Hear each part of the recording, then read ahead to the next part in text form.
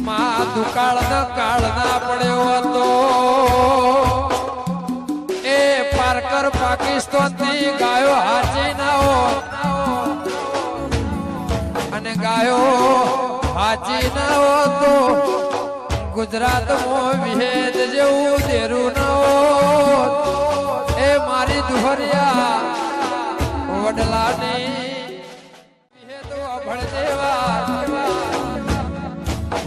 માં દુકાળ ના કાળ ના પડ્યો હતો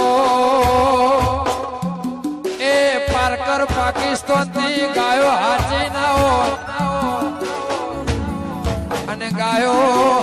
હાચી ના હોતો ગુજરાત માં વિહેદ જેવું દેરું ના હોત